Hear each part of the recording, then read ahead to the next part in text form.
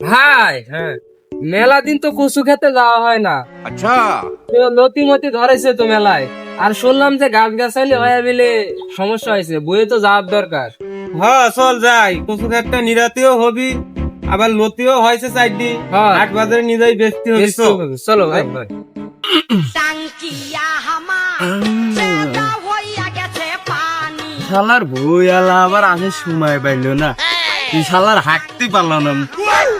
চেদা হইয়া গেছে পানি থাকে এই দাঁড়া দাঁড়া দাঁড়া, কিটা রে ওখানে? এই তুই আমার কচুর লতির ভিতরে কি হাঁটতে পাইছিস?